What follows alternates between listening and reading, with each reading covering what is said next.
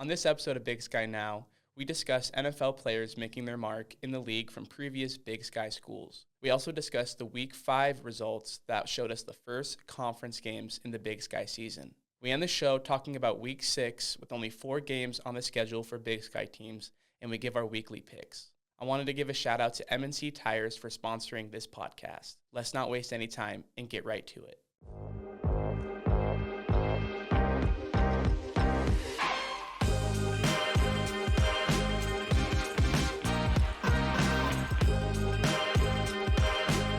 Welcome back, everyone, to Big Sky Now. On this episode, I am joined by my panel. First is Fritz Neighbor, Daily Interlake sports editor. I'm also joined by John Allen, Daily Interlake sports reporter. And I'm also joined by Coeur d'Alene Crest sports editor, Mark Nelke. Before we jump into Big Sky, I just want to shout out for some previous Big Sky players in the NFL. I feel like every week I'm seeing Rashid Shaheed pop up from Weber State. Had 4 catches for 47 yards in the Saints loss to the Bills. And in the same game, Weber player Taron Johnson had 4 tackles, and one of those being for loss. Cooper Kupp, Eastern Washington legend, 4 catches for 26 yards on Thursday night in their victory over the Cardinals. And let's shout out a punter, Daniel Whelan from UC Davis. Was watching him last night. Thought I might as well give him a shout out since he's a UC Davis player. Pinned the Cowboys inside their 20 twice. So thought that was worth a note. But Wallace we're here to Wallace made a tackle too. So yeah, exactly. he tackled that cheerleader for that corner route. Yeah. So anyway, and that's something also I was going to ask you guys kind of to start getting into it. Do you guys think the NFL should stop doing ties? If anyone wants to jump in, because I just don't love it. No. 100%. Just Fritz, give us a college style play with started at midfield. You know, kickers it's on the edge of the kicker's distance nowadays. So if they can get a first down, extend your drive. But we need to get rid of the ties. Yeah, I'm kind of 6 of one and half dozen the other. I mean, a lot of it is safety.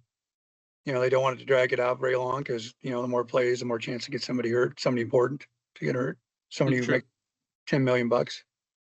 So it's an imperfect system. I think it probably is going to stay the way it is. But yeah, ties aren't great. That's a long way to travel, and then you come home without really much to go for. Yeah, and sometimes that half a win and half a loss is a good tiebreaker, as it were, when it comes down to the end of the season when they're trying to determine playoff teams. So.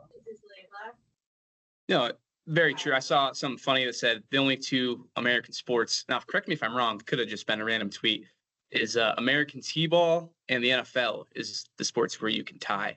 So thought that was interesting. But yeah, I'm with John on this one. You know, I think just get rid of the ties, especially, you know, such a shootout game last night. Definitely wanted to see a winner, especially with Micah Parsons' return. So that's our little NFL recap. But we're here to talk Big Sky football, and the first week of conference games has passed us in Week 5. Let's just get right into it because we have many games to talk about. Let's start with Fritz here. Fritz, you were at the Idaho-Montana game. Montana was able to win the Little Brown Stein. Let's hear what you got. Well, I thought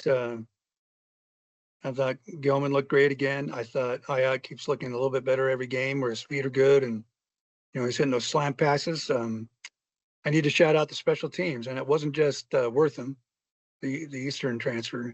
He was great, but Ty Morrison averaged 40 yards a punt on 4 punts and put all 4 inside the 20. So Idaho State couldn't really flip the field until the second half when it kind of became a back and forth game. They just couldn't do much in the first half. You know, Brooks Davis and Josh Gale kind of grabbed the headlines the previous 2 weeks. And I thought they were covered up pretty well. So then you had Wortham and Drew Deck, Glacier's own Drew Deck, stepping in and playing bigger roles in the passing game. And Ayat was really good at taking what they gave him, which was those quick seam and quick ends for 12, 14 yards at a pop. They controlled the game. The game wasn't super exciting. Didn't help that ESPN had those lengthy timeouts, and it was 11:49 when we closed up our laptops and headed to the press conference. So, Jeez, it was it was better than having somebody throw 80 times, which has happened to me before. Mark, Eastern Washington, Barrier. Yeah, give me on that is Josh Wood. I really liked him. He was really slick in the pocket. That was our best play. I thought it was you would drop in the pocket and not find anybody, and he'd take off running. And a lot of times they couldn't catch him. So other than that, I'm still puzzled about Peyton Wing. He got a targeting call at the end of the third quarter, completely slipped by all of us in the press box, in the PA announcers booth, and the ESPN booth. I watched a replay, and I can't tell what exactly he did wrong. And just bizarre. It was also, I also tried to figure out what happened to Troy Bean in that Sac State game. The Cal Poly linebacker got hurt on a kickoff and delayed the game 17 minutes while they immobilized him and stretched him out. And I could not tell what happened to that kid either. Obviously a head injury, but yeah, just strange things. Like, now what happened? I guess we'll take your word for it. So anyway, I think Troy Bean is going to be okay. And I guess we'll see Peyton Wing in the second half in Pocatello this week. Yes, we will. And yeah, I want to also give a shout out to Glacier's Drew Deck, finding this. Basically, Ayat was able to find Deck on many routes as Ayat was rolling out of the pocket. I'll ask you a second, Mark. I just wanted to give my 2 cents. I think last year the Ayat experience has drastically gotten better. I think last year, you take this game from Idaho and you paste it to this year, I don't think we see Montana's offense as dynamic as they are now. I've been really impressed with the way Ayat's been able to, 1, scramble and find his receivers, and 2, the accuracy of his passes have been so much better. So just wanted to make a note of that. Jumping over to the Idaho side, Mark, were you more impressed with how Montana played, or was it Idaho, not holding up to their standard? I would say a little of both. I mean, 41 points by Montana against that Idaho team. That's pretty impressive. And probably the most impressive part was every time that Idaho finally got something going and scored a touchdown, Montana answered right back with a touchdown. So they just kind of quelled any kind of momentum Idaho was trying to generate, and Montana took it right back. So I think that was the big thing, is they answered every time. They didn't really let Idaho get within a possession. So Idaho was missing its top 2 running backs. I mean, they still had the third guy, the North Dakota transfer, but still, I put a lot more on the Joshua Woods shoulders. And kind of like what Fritz said, that was kind of their best offensive play, was him kind of going back and looking for someone to throw to and then taking off and stuff like that. That's entertaining. I don't think that's sustainable. I mean, we've talked about this on this podcast before. Running quarterbacks are kind of like dogs who chase cars, pretty soon, and then you're on to the next, the next one. So I think they need to find more than just that, although that's obviously they must have felt they needed a quarterback like that. They went out and got him after the spring ball. It's kind of like, well, we need some offense, and they went and found him. So, and then the other thing you don't know is that when Montana's ahead, they're going to play a little differently, trying to protect a 2 or 3 score lead than they would if it was 1 score. So they kind of maybe are a little softer, and maybe there's a few more scores and stuff like that. But other than that, impressed with Montana. Idaho kind of sees what it has to do now. Montana was balanced on offense and defense, and we'll talk a little bit about Montana a little later in the podcast. Yes, playing the other Idaho team next week, and we will get to that. Let's jump to another surprising game on Saturday. None of us picked it right. We'll talk about that later. John, let's go to you. Let's talk about that upset. Cal Poly defeats Sacramento State. Does this loss concern you for Sacramento State for their season, or is Cal Poly maybe a sleeper team? I think, maybe a little column A, a little column B. I think Cal Poly is going to start going through the toughest stretch that any Big Sky team is going to face with their next 3 games. So with UC Davis, Montana State all on the docket next. But Sacramento State, we were always kind of, wishy-washy about whether or not they should be ranked as high as they were before the season started. The preseason rankings in the conference had them down mid to bottom half. They starting to feel like they might be more of a bottom half team, especially coming off of a rough season last year. And I know the whole team's different, but offensively, they were really all or nothing in that first half against Cal Poly. 3 touchdowns, 3 interceptions. So that's not great. And then the second half, the offense just disappeared sans for 2 drives. I mean, they drove down and kicked a field goal to make it 32-24, which was the final score. And then down towards the end of the fourth quarter, they drove down and then turned it over on downs. So other than that, they didn't have a drive that went longer than 15 yards in the second half. So yeah, it's just definitely, it feels like a mix of Cal Poly's playing a lot better than they have in the past few years and stepping it up, but Sacramento State is also playing down to the level of some of their competition.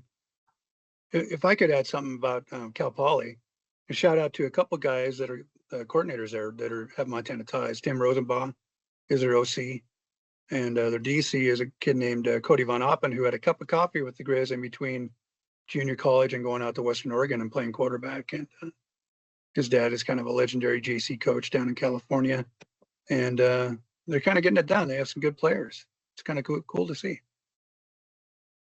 Fritz, that's why we love you, just for those kind of insight. So I appreciate that. Yeah, Cal Poly, Bo Kelly throwing 2 touchdowns. Thought overall he was impressive. And they've got another big matchup with UC Davis next week. We'll jump into that soon.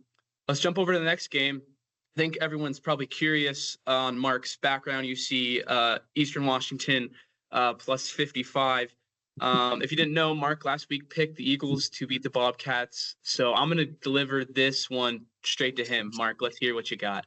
Missed it by that much, man. I didn't. You're asking if they're one of the bottom teams in the Big Sky. I guess they kind of proved it. I was kind of disappointed. I was trying, I mean, we're not getting anything for this. If I run the table, it's not like I get a night at the Coeur d'Alene Resort or anything like that. I just people just say, "Hey, you won the picks. Thanks. See you next year." So I figured, okay, let's see if there's a way that Eastern can beat Montana State. And it took quite a stretch to come up with one, but I think they kind of went about it all wrong anyway. They played their 2 running quarterbacks thinking that would throw off Montana State. Then all they did was just kind of run them at them and right into the strength of the defense. They didn't do anything to kind of get out on the perimeter or throw the ball or try to make Montana State cover in space. So they kind of brought that on themselves. And then that toward the end of the half, where they had the ball backed up against their goal line, and they ran 2 plays to run the clock down, and then all they had to do is run the clock down again with a third down run, and then punt with just a couple seconds. And for some reason they decided, hey, let's try a forward pass, which they don't do, and they threw it incomplete, and they punted to Montana, and Montana walked it in, threw a 30-yard Montana State, threw a 30 whatever yard touchdown pass right before the half. It was like, you dummies, you guys kind of deserve that. So I think after that, I mean, I don't have their schedule in front of me, but I'm sure there might be a few wins on their schedule, but obviously not against the teams like Montana State. And I don't know if they play Montana or they play Idaho in a few weeks. So that'll be maybe interesting in Cheney. Maybe they got some sort of gimmick up their sleeve there, but we'll see. So, okay. So I missed one. Mark, I want to find. Go ahead, John. Sorry. I was just going to pop in there. I want to find the coach that voted for Eastern Washington in the coaches poll last week and see what he thought of that game. Really? Someone did, huh? They had a vote in the coaches poll for last week. So, wonder if they got them mixed up with like Eastern Michigan or Eastern Kentucky or something. Yeah. Maybe Mark had that much confidence. He was messaging somebody. He told somebody. That's right. They called me. I gave them some advice. I said, bet Eastern plus 55. Bet Eastern plus 55. Alternate spread was there. That's right. But Mark, I still give you the respect on the pick. Appreciate you bringing that to the table. That does make me think we might need to start crafting some ideas, especially maybe focus on it next season, because there should be a prize for this. So maybe next year we hone down, so then there's a little bit more enthusiasm to the pick. So I do like that idea. John, I'll jump to you really quick. did the Bobcats shut up? There were some haters talking online. I saw. Did they shut up some of those haters with this win after that Mercyhurst, disappointing second half? Because as we know, the Eagles might not be the best quality win, or what do you think? Yeah, I mean, anytime you put up near 600 yards of offense and run for 300 yards thereabouts with what 7 or 8 different running backs, it's a deep squad, and it's a new squad. We talked about that before the season, especially the offensive line. So Montana State's bread and butter still needs to kind of get a little bit of work in and figure things out, and they're only going to get better as the season goes on. So while Eastern Washington may not be top level opponent as they used to be, it's still trending upwards for the Montana State offense, and they're always going to be a force. Absolutely, John. Let's get to our next couple games before we go to week 6. We have 4 matchups with a couple teams with byes next week. I'll jump to Mark here, and then we'll have Fritz finish with the other 2 games. Mark, I'll go back to you. Idaho State won at Northern Colorado. Northern Colorado did pull it back. I was watching the box score with John in the office. We did think maybe Idaho State had it, but the Bears didn't have it. Out of sight, out of mind. Weren't able to win. What were your thoughts on that one? Yeah, any win on the road is big in the Big Sky, and especially for ISU. I mean, that was an impressive road win, which is kind of weird to say for a road game in Northern Colorado, because most years people would look at Northern Colorado as an easy win. You just kind of show up, but that was Northern Colorado's good. ISU had 539 yards of total offense, and more than half was on the ground, 289, which might be a first under Cody Hawkins since he's been there. Northern Colorado only had 30 rushing yards. Idaho State had, then they're up, like you guys said, 16-0, 23-7, and then Northern Colorado made it close. But anyway, the way Idaho State's gone this year, they'll take a win no matter style points be damned. Yep, definitely an important win, especially facing off against Montana next week. Let's jump to the last 2 games. Fritz, we'll end the week 5 recap with you. Northern Arizona defeats Portland State. It was a 7-point game in the third quarter after Portland State scored punt return touchdown. But Fritz, I want to ask you thoughts on that game, and do you see the Vikes winning 1 game this season? Not only do I think they'll win, I think they'll win this weekend because they play Mark's Eastern Washington Eagles. So, okay. How's that, Mark? Ooh. And then I'll put the I'll put the spread up on a piece of paper behind me next week. DeLon Thompson looked really good, pretty good at running back for him. NEU just held onto the ball most of the first half and scored 17 straight points. And I don't know if anybody knows, but Portland State led that game 7-0. And then NEU kind of asserted control. And then I thought the Vikings hung in there pretty good, like you pointed out, Luke. The quarterback, whose name is John Calvé Sagapelitele. How's that for you guys? Ooh, I thought he was pretty solid. And, I like Bruce Barnum, their coach. I've liked him even before he went on the hook for about $8,000 in free beer at one of the Portland State games. So I think it'll happen for the Vikings. I think they're getting better, and I wish good things for Barnum. I think he's a good coach and a good guy to have around the league. And that's what I'll have to say about that. I did want to mention something about Idaho State. I was watching the replay, and they said they haven't missed a field goal since 2022. And I said, that can't be right. And it's not. But they haven't missed one since 2023. A guy named Topcho made his last 2 in 2023. A guy named Panikowski went 15 from 15 last year. Now this guy, this year, Trajan Sinatra, what a great name. He's 9 for 9. So shout out to the Bengals special teams on top of everything else that looks good for him, including Dason Brooks, their running back. He was solid too. Yeah, the Big Sky special teams I've seen this year has been really impressive, and hopefully continue to see that. As we said, we saw a punter last night playing the NFL, so I think that's specifically important to note. Last one, Fritz. Caden Pinnock gets the win over for UC Davis in their win over Weber State. Any notes there before we go on to week 6? I just think UC Davis looks really good. Pinnock's your player of the week for the Big Sky for offense. And, their first drive was a ball control one, 14 14 plays, 75 yards. And then Penning popped a 57-yard touchdown pass to Vargas. And then he popped an 85-yarder later on to Samuel Batu. And so you figure out he had 288 yards passing. Half of that came on 2 touchdown passes. That Pennick's a really nice player. And then they got that kid from Harvard, Jason Syke, playing D-end. He had 2.5 sacks on Saturday. So he's got 4.5 on the year. And he's a player. He was player of the week last week. So he'll be a force. Davis they're ranked correctly. I think they're number 9. So good on them.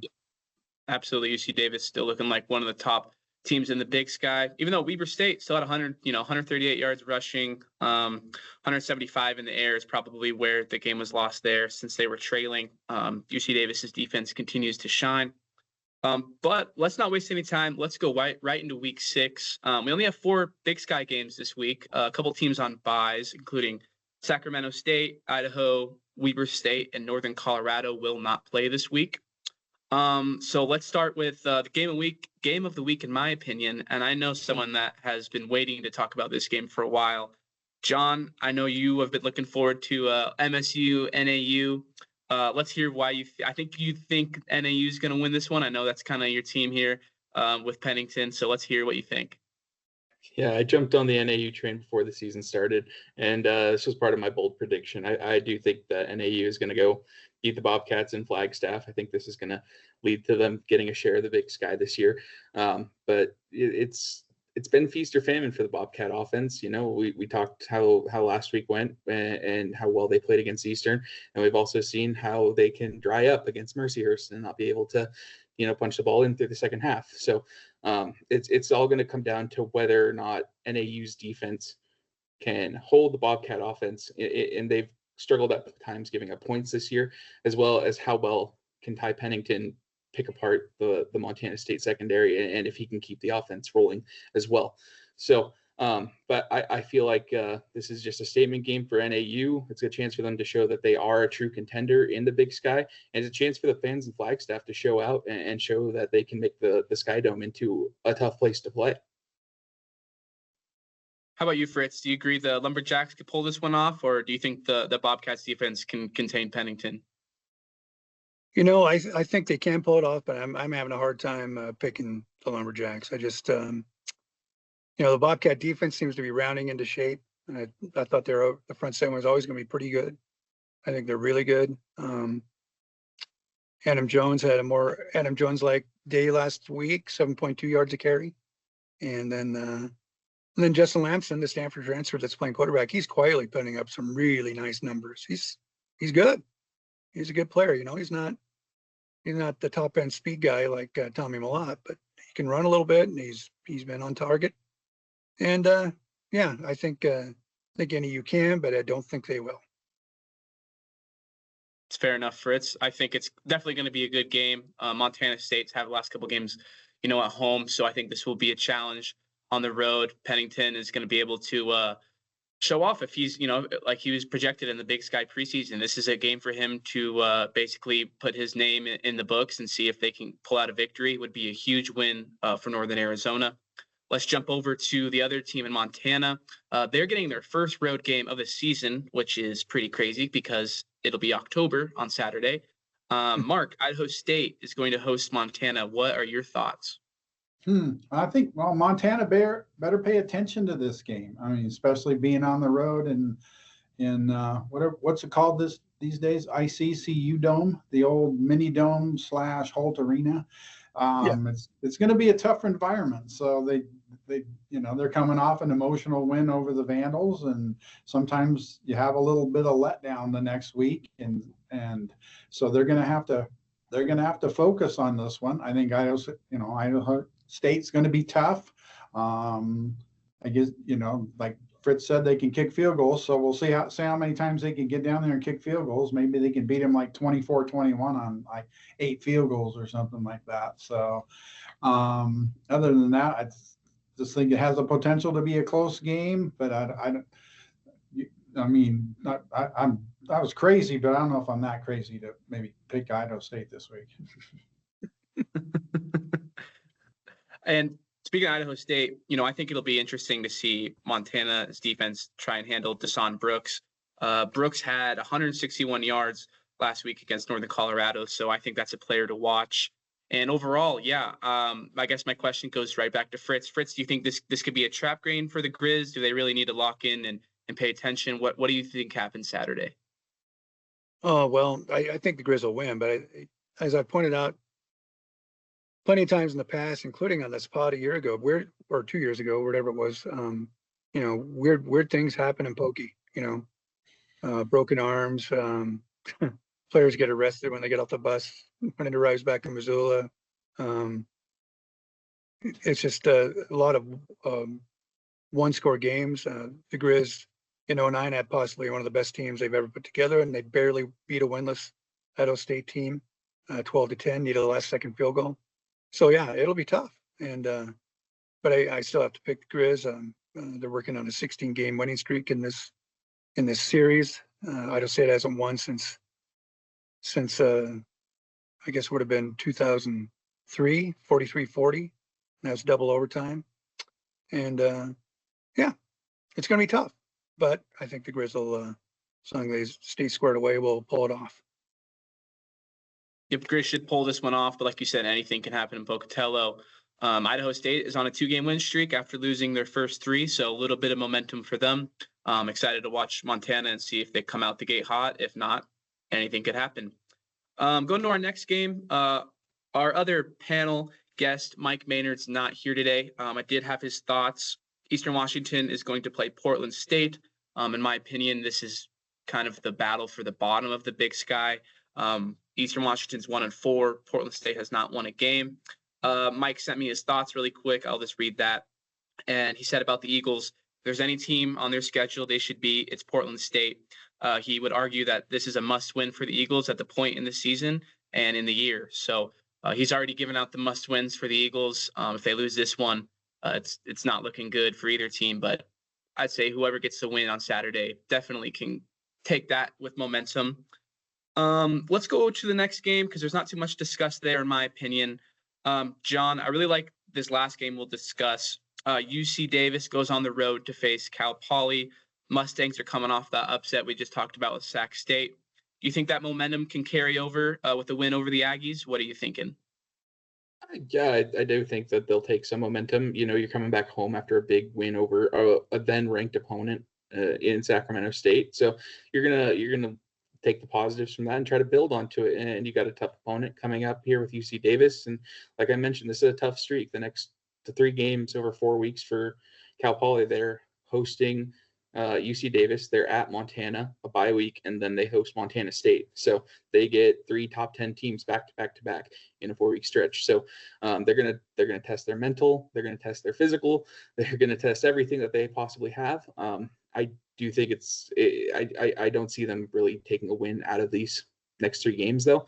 I just feel like, especially with UC Davis, like Fritz mentioned, I don't know if it's possible, but maybe a top 10 team is kind of maybe underrated. I feel like they've just kind of quietly slipped by the early part of the season here. UC Davis playing very well on both sides of the ball. And, you look at the Washington game, Washington's a good team and an FBS team. So you don't take much out of that one.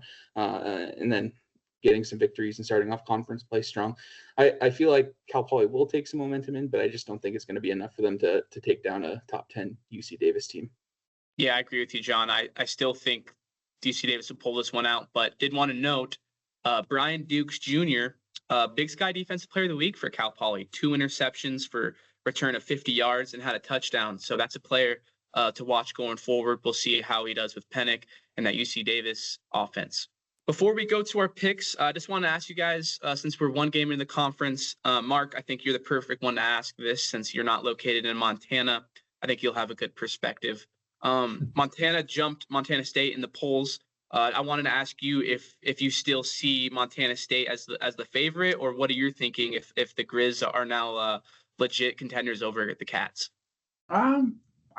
I think they're pretty even right now. I think Montana State's defense was, watching them last week, was as good as always. I think the question was was their offense with a new quarterback and whose name wasn't Tommy Millott. I mean, they had to wonder were they gonna move the ball as easily. And Lamson has, he's done a good job, and he's got some receivers, and he's still got a couple of really good running backs. So their offense is really good. And you package that with the defense, makes them a pretty balanced team. I think Montana's pretty balanced too, despite, I think Fritz said they had 11 new defensive starters, but they seem to be pretty good on defense. I think their question was kind of on offense, or last year that they had 2 quarterbacks, which usually means you don't have any. And so it's kind of good that either they settle on Ayat or he, stepped way above everybody and became the starter, but he's doing a good job of running that offense. And then they got Gilman and they got Wortham and they got some receivers. So they have a pretty balanced team as well. So I think like I said, they're pretty even. The game might come down to where's the Cat Grizz game this year? Yeah, it's going to be in Missoula this year, so that definitely the home team's won. So okay, so it might be. Go ahead. Yeah, so it might be as simple as that. They might be a slight favorite because they host that game, but other than that, I think they're both going to be, both going to be good playoff teams because they have the offense and the defense, and they're not this kind of one-dimensional. Yeah, and like we saw in 2022, maybe College Game Day does it again if they keep it up at this rate. Would love to see them come back. Obviously, last time for Montana, it was tough because the Bobcats destroyed them in Bozeman, and that's kind of how the series has gone lately. Fritz and John, I actually want to ask you guys where you stand on that. Whoever wants to go first. Oh, I think I've said it before on this podcast. Late November, it'll be the Cat Grizz game in Missoula, and whoever wins that's going to be the conference champion. I'm pretty sure. Yeah, I'm kind of getting into the same boat now, especially with how Montana's fared with the early season challenge, and if you look at their schedule coming up, they shouldn't really have any on paper tough games until they do face Montana State and Missoula. So, yeah, I just want to get that perspective. Both teams definitely clicking on a different engine right now than some of those other FCS schools. Let's jump to our picks, guys. I'm going to let John go first. Still at a remarkable 46-49. The Cal Poly game got all of us last week, and Johnny also picked Northern Colorado to win, just like I did. So unfortunately, we were not correct there. Let's hear what you got in these 4 games. Yeah, is it the last time I picked the Bears? I have a feeling I'll pick them again this year, so they'll have a chance to break my heart again. But rip the streak now, start a new one. I'm sticking with Northern Arizona winning at home. Was my prediction before the season starts, and I'm going to stick on that. I think Eastern Washington will beat Portland State. I believe, if I'm correct, this game's in Cheney, and I think that's going to be the difference in it. I've got UC Davis going on the road, and Montana also winning on the road. And Fritz, you're at 45-49, still doing great. Let's hear what you got. Do I get props for getting Idaho State right? I thought I was the only one who picked Idaho State last week. Oh, was there others? Dang it, Mark. All right. Well, anyway, I'm picking all 4 road teams. I'm picking the Bobcats over NEU. I'm picking Portland State over Eastern. I'm picking the Davis Aggies over Cal Poly. And I'll pick the Grizz over Idaho State. They're not my Bengals this week. Next week, they'll be back. Fritz is going the road warrior route this week. I love it. Mark, after that Eastern pick last week, which we loved, I'm dying to hear what you got this week. 41-49. So still in a good spot. I'm almost like Fritz and taking the road teams, but I'm just going to take 3 of them.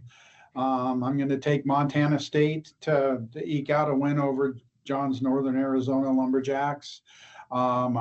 I know Portland State is red hot coming in after almost winning a game and stuff, but I think Eastern is got a, it's a little easier opponent for them. I think Eastern's going to win that game. It might be 7-6 or whatever, 12-8 or something like that. And but I think Eastern's going to win that, and if not, there could be stuff happening later on this season. I'm going to take, even though Cal Poly knocked off that budding FBS powerhouse Sacramento State and sent them home with their tail between their legs, I think UC Davis is going to come come into San Luis Obispo and eke out a win. And I'm going to take the Grizz to in a close game. And I think Idaho State is going to play them well, but I think I'm not ready to pull the trigger on an upset yet on that one anyway. So I'm going to take Montana on that one. Fair enough, Mark. I have Mike's picks this week. He's actually going to join John. He's going to take NAU to defeat Montana State. He has Eastern Washington defeating Portland State. And it's cool as Mike will actually be at that game Saturday covering it. So we'll have some good perspective from him there. And he has UC Davis defeating Cal Poly and Montana taking down Idaho State. And he is tied with me. We both have 39 picks correct out of 49. I'm going to take Montana State in a narrow victory at NAU. I really did think about this one, but I do think Montana State's defense is going to give Pennington a little bit of trouble than what he's seen so far. And I am going to take Eastern Washington. I can't bring myself to pick Portland State until they start showing me more. Last week, they were able to get some momentum here and there, but still not pulling out any wins. I'm going to take UC Davis to defeat Cal Poly, even though I would really love to see this game be close. And even if Cal Poly could pull off an upset, thought about that too. But UC Davis defense, I think, still is going to make the game really hard for Cal Poly and Bo Kelly. And finally, I'm going to take Montana to continue their win streak against Idaho State. So that is our 4 games this week for the picks, and look forward to seeing what the results are. But for today, that is going to do it for the podcast. I just want to thank everyone thank everyone for tuning in. And I just want to thank my panel for joining me again. If you have any comments, please drop them below and like, subscribe, and share this video. And we will see you guys next week on Big Sky Now. M&C Tire in Kalispell has been locally owned since 1979. From urban avenues to untamed trails, M&C Tire will help you conquer any terrain. Unleash the power within your ride. Stop into M&C Tire at 1271 North Meridian Road in Kalispell or mnctire.com. M&C Tire, wherever you go, we've got you covered.